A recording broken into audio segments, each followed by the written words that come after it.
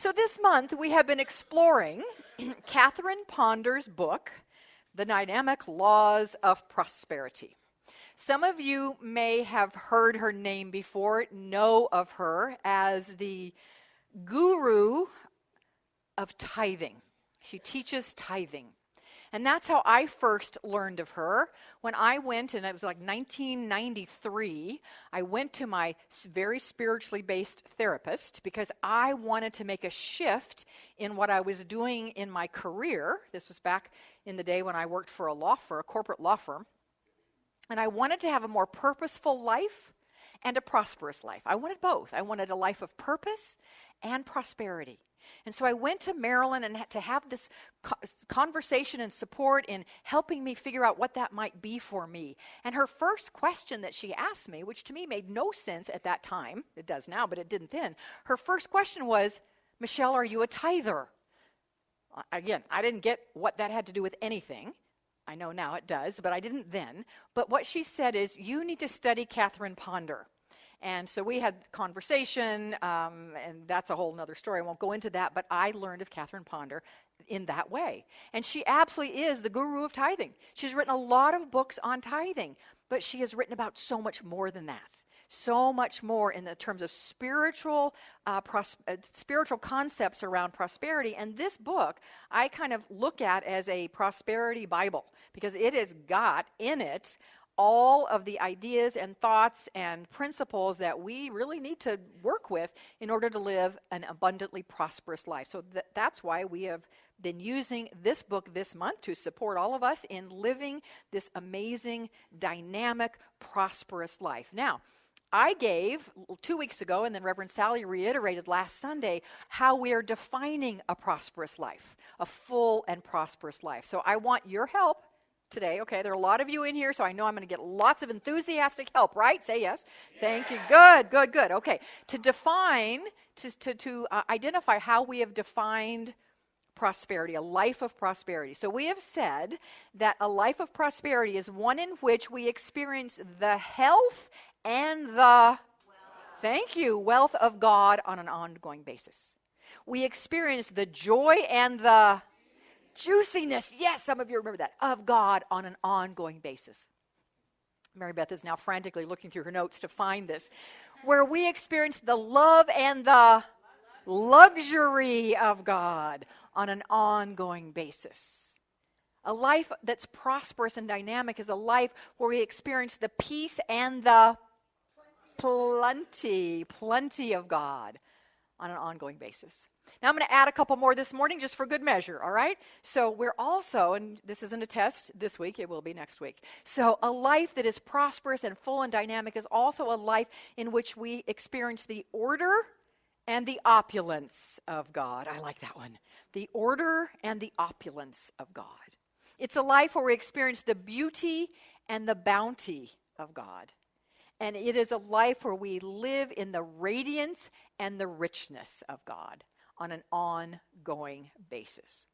So that's how we're defining prosperity. When we ever talk about prosperity at all, think about it's all of those things. So it's health and wealth, it's joy and juiciness, it's love and luxury, it's peace and plenty, it's order and opulence. Oh, I love that. It's beauty and bounty, and it is radiance and richness. All of those things wrapped in. So today we're going to talk about the law of increase. That's a chapter in this book, Dynamic Laws of Prosperity. The law of increase. Before I talk about the law of increase, I need to explain something. I just dated myself. Anyway, Lucy, you got some splaining to do. Remember that? No, sorry. Anyway, I want to explain something. And it is this. Catherine Ponder speaks of the law of increase. Last week, Reverend Sally talked about the chapter on the law of command. The quote that I offered you this morning from Ernest Holmes, he said the law of supply. We talk about the law of attraction and the law of cause and effect and the law of mental equivalence and the law of giving and receiving and the law of compensation and the law of the law of the law of the law of. This book is called The Dynamic Laws of Prosperity. That suggests that there's a whole bunch of different laws. But is there? How many laws are there? There is only one.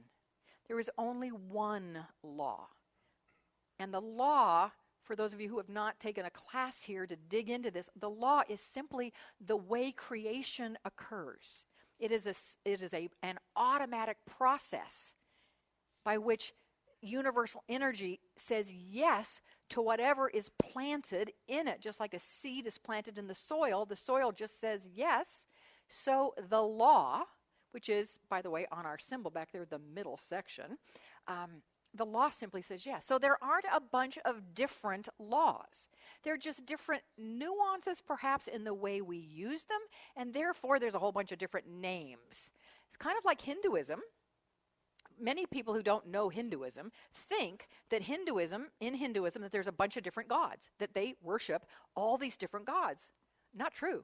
One God.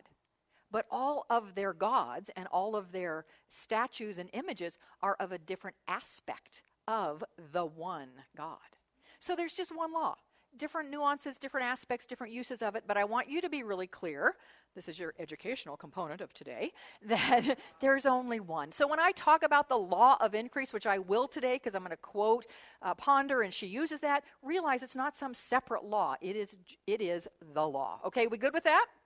Yes, so then we will go on now and talk about the law of increase as it relates to our dynamically living this life of prosperity as we have defined it here. So Catherine Ponder writes in this great book, in the chapter on the law of increase. The use of the law of increase is easy and pleasant. I like that. You can invoke it in a number of simple ways. First, you should speak the law of increase about yourself boldly and positively. You should look and act out of the law of increase. Often we have used the law of decrease rather than the law of increase. Now, okay, caveat, there is no law of decrease. There is, however, a way we use the one law, and we are either using the one law to experience increase or decrease. Okay, got it? Again, we're good? Thank you. All right, so often we have used the law of decrease rather than the law of increase and have only delayed our prosperity. We have become like the children of Israel who remained on the border of the promised land for 40 years when they might have gone forth into the land reportedly flowing with milk and honey. So if you know this story that appears in the Old Testament, let me deepen into this story a bit. So this is Moses and the Israelites. You know, many of us know the story of roaming the wilderness, the desert, for 40 years before they enter the promised land. Well, the fact of the matter is they did not wander the desert for 40 years. They lived at the border of the promised land. It's called that because it was the land God promised them. For almost all of those 40 years. They got to that border really fairly quickly.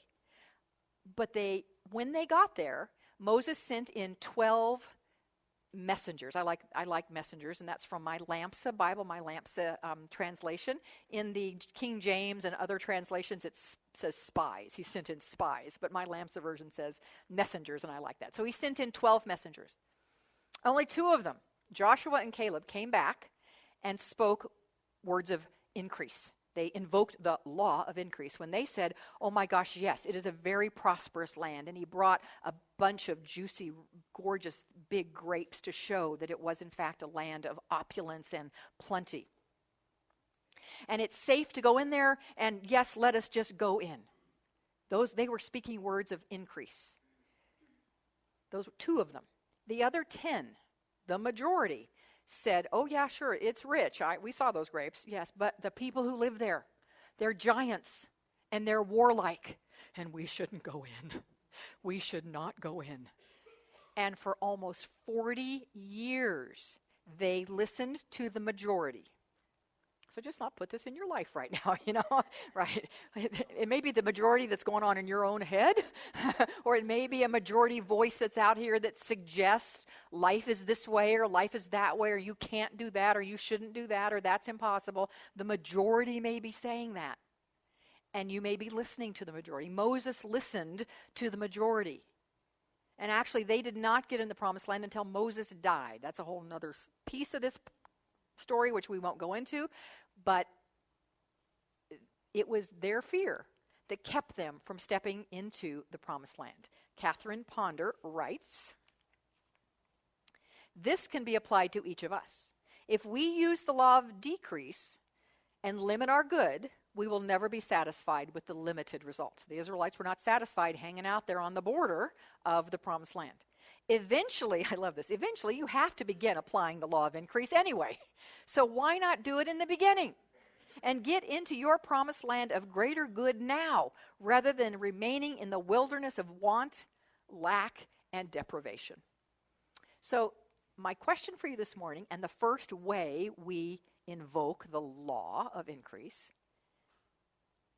is to step into our promised land. And it might be having to step through a fear. So the question that I pose to you, not to be answered out loud, you don't have to answer this out loud, I'm just asking you to ask yourself, is there a place in your life where you have got a promised land sitting there in front of you, and you have been afraid to take the step into it? Because you're afraid, maybe you've listened to the majority who've said whatever they've said, or you're afraid, yeah, it might be the land of promise, it might be the land of milk and honey, but they're giants, warlike giants. Do you know what the Israelites found when they actually finally did go in? They found, in fact, that the people of Jericho were not giants, they were not warlike, and they were just as afraid of the Israelites as the Israelites were afraid of them. That's what they discovered. So if you are not moving into your promised land because of fear or listening to the majority, then invoke the law of increase by taking a step. I had someone in first service yell out, because, we talk to each other like, what's the step? What's my step I'm supposed to take? Your step is whatever your step is. I can't answer that. It's your step. So whatever is your step, take it. You invoke the law of increase when you do. Now, the next 2 points that I want to make apply to everyone. So this first one applies just to you, but the rest of these apply to all of us. Here is another way that we activate the law to bring about our increase. And that is to give everyone you come in contact with thoughts of increase for them. That you become a vehicle of increase, of blessing for others. I love this counsel, this wisdom from Wallace Wattles. How many of you have read The Science of Getting Rich? And again, rich would be all that definition we've used before. Wallace Wattles describes it the same way, but this is what he said. You are a creative center from which increase is given off to all. Be sure of this and convey assurance of the fact to every man, woman, and child with whom you come in contact. No matter how small the transaction, even if it be only the selling of a stick of candy to a little child, put into it the thought of increase. Convey the impression of advancement with everything you do, so that all people shall receive the impression that you are advancing and that you advance with all you deal with. Even to the people whom you meet in a social way, without any thought of business, and to whom you will not try to sell anything, give the thought of increase. You can convey this impression by holding the unshakable faith that you are the way of increase, and by letting this faith inspire, fill, and permeate every action. Do everything that you do in the firm conviction that you are an advancing personality and that you are giving advancement to everyone. I love that idea that we are the way of increase. So I want to make that a declarative statement, all right? Are we ready? Make it personal. I am the way of increase. Let's say it. I am the way of increase. One more time with gusto. I am the way of increase. Yeah, nice. Ponder suggests that everyone we come in contact with, we make a declaration. Now, I'm not suggesting you say this out loud to them, although maybe you do, but they might think you're a little odd. If it's like the Starbucks barista that you say this to, they might think you're odd, but then again, they might absolutely love it. So here it is. I'm going to say it a couple times, and we're going to practice it with each other. And it is this. So let's chunk it down and repeat after me. I bless you, with a rich increase, of God's almighty good. So one more time all together. I bless you with a rich increase of God's almighty good. Thank you. Thank you. You just gave all that to me. I appreciate that a lot. I love that. So now I want you to turn to somebody and say to them, I'll say it again. Let's do it. I bless you with a rich increase of God's almighty good. Turn to somebody else and do it.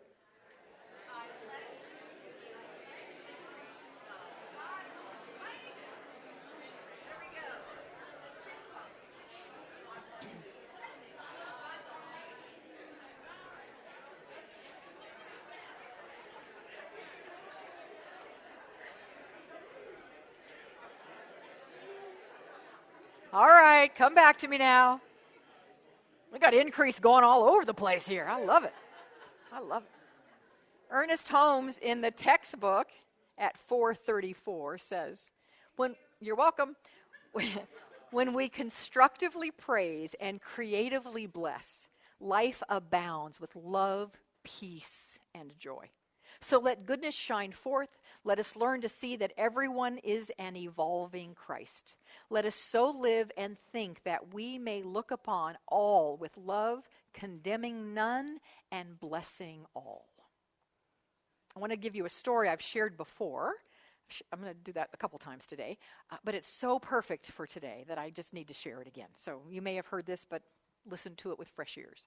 So there's a story of a shop owner, a little grocery store owner, and this grocery store has been in this man's family for millennia. It's been a family business forever, and he runs this store, and he loves it. I mean, it's got some challenges. You know, you're sole proprietor. It's tough, but it's a family business, and he loves it, and he runs it, and he's happy to do that.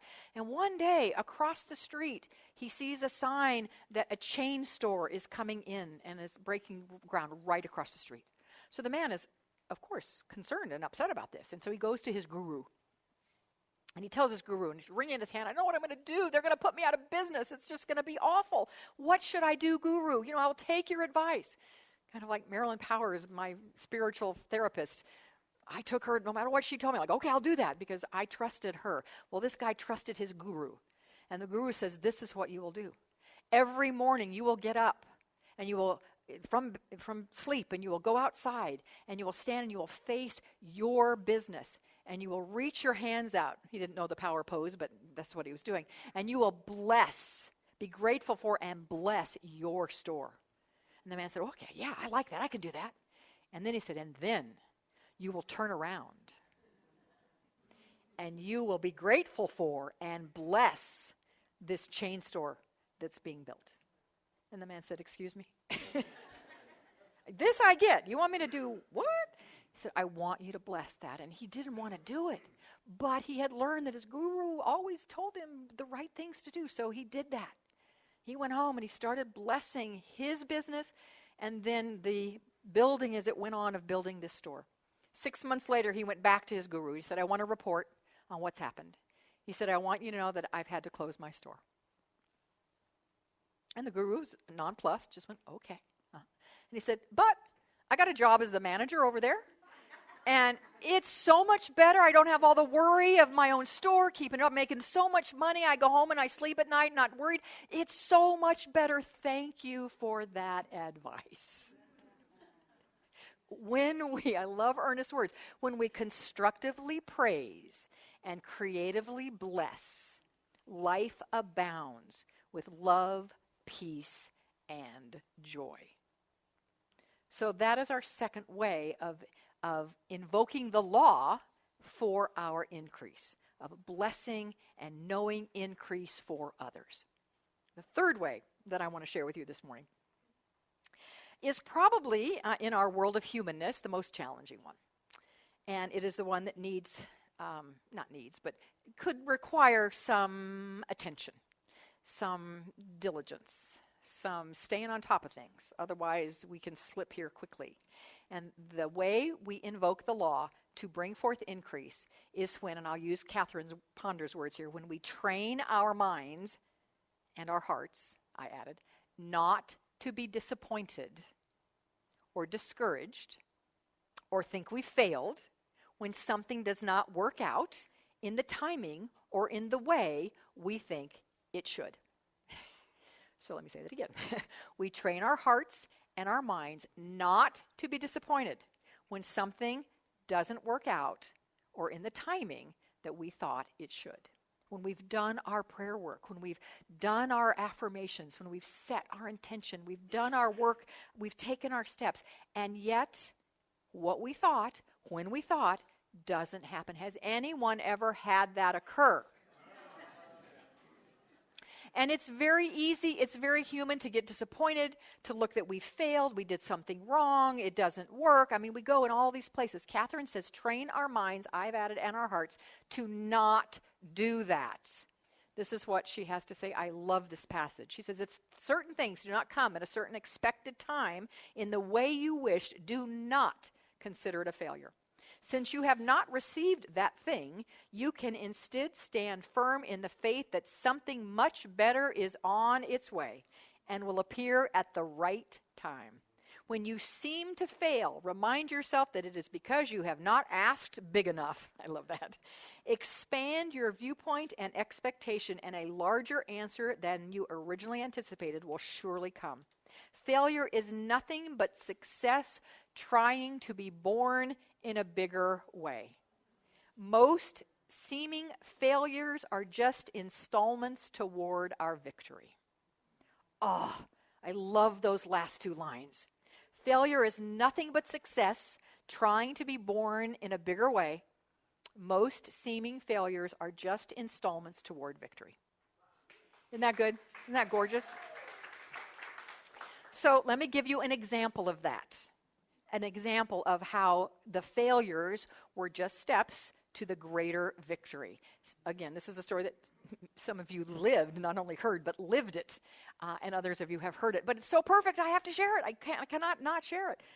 It came up in our practitioner class, our spiritual life coach class that we were in last Thursday night, and it occurred to me that, oh my gosh, this is so perfect. So, this church used to meet in a strip shopping center. We rented space in a strip shopping center. We did at 12th Street and Northern. How many of you were actually there? Look at all you who were there. Yeah, a lot of you. You know that place. So we were there, and we decided that it was time not to rent more space there. It was time to not be next to the spy headquarters anymore. Not that there was anything wrong with that, but it was just time to own our own building and to be in a campus where we had more space and more room. And so we started doing our work, our spiritual work. We visioned, we prayed, we released, we fundraised, we cleared, we prayed, we visioned, we released, we fundraised, we cleared, we prayed, we looked, we hired a realtor. We did all the things that one is supposed to do in the world. And for 4 years, we sort of wandered in the wilderness. For 4 years, we didn't find a place. Well, we found some. This might work. But we didn't. And I would be lying if I didn't say we did invoke the law of increase by doing our work, and then we would invoke the law of decrease by getting disappointed, because we would occasionally get disappointed. But we'd buoy each other up, and then we'd go on. So we found a little church, a really sweet little church. Some of you may have gone to visit it even. It was off of the 51, Highway 51, about Cactus, somewhere, I think it was about Cactus. And it was a nice little church. It would have been a good little church for us. We made an offer on it. Shortly after that offer was made, I went off to a conference of our umbrella organization. It's called Anton. So I went off to an Anton conference. And one of the speakers there, Reverend Richard Rogers, as a matter of fact, from Unity of Phoenix, was the speaker. And Richard was talking about making big, bold, impossible promises. Now, that's a way to invoke the law of increase. Big, bold, impossible, in the world of form, impossible promises. He gave a great, an amazing, inspiring talk on that. And then invited anyone who wanted to stand up and make a big, bold, impossible promise. So I was up before anybody else. And I said, I make this proclamation that 1 year from now, when I come back to this conference, this was in 2005. So in 2006, when I come back to this conference, we will be in our own building, owned, purchased. And then I sat down and went, holy crap, what did I just do?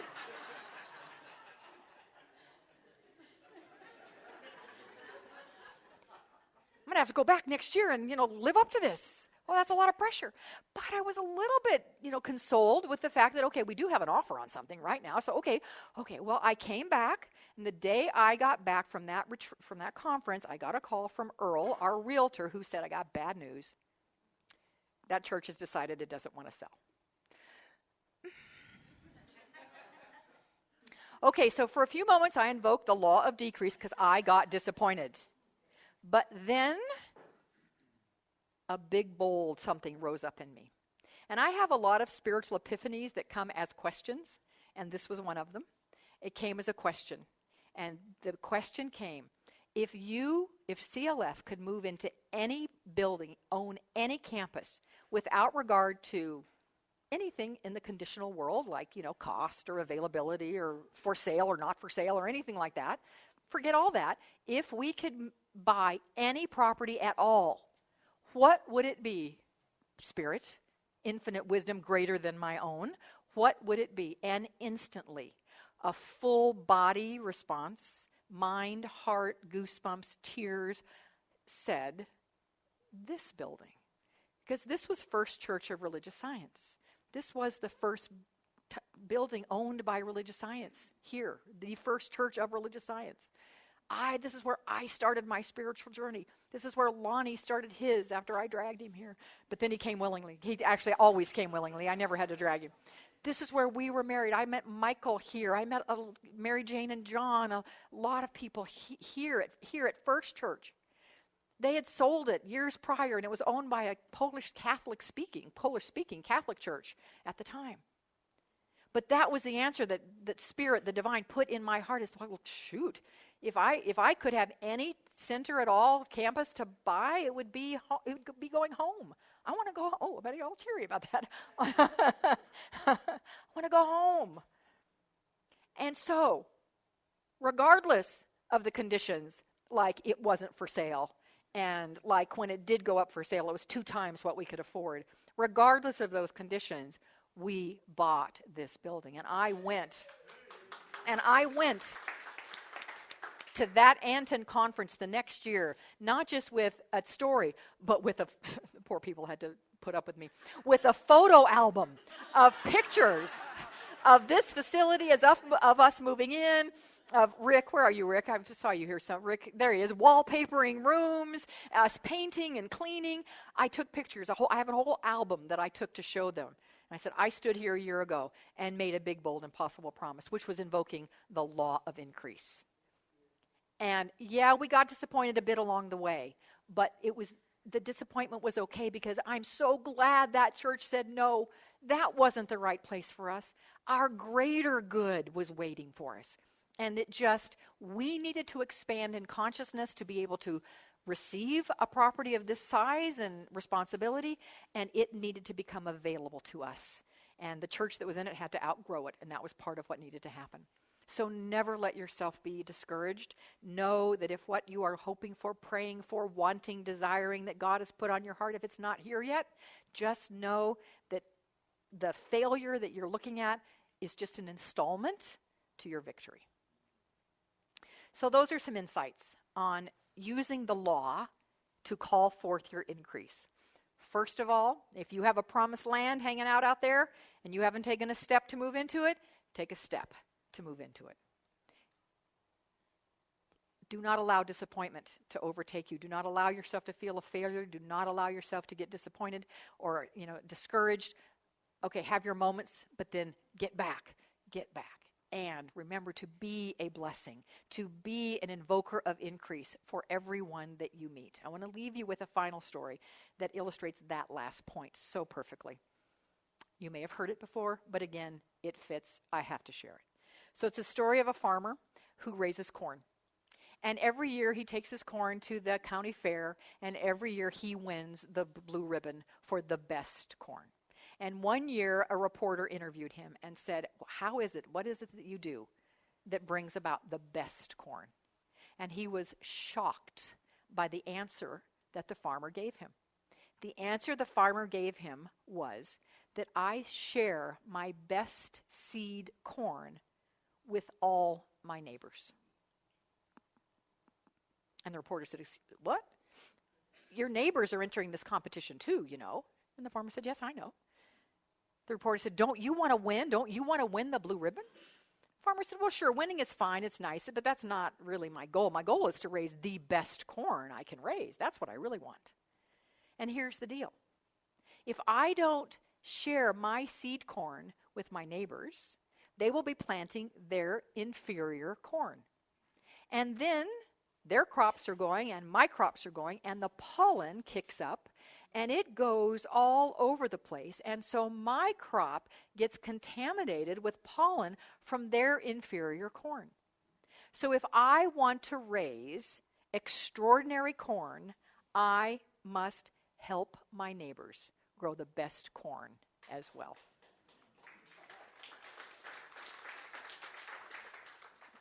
So if you want to live a prosperous life that we have defined as all those cool things, you also must support others in living that same life through your words, through your thoughts, through your actions. And why would that be?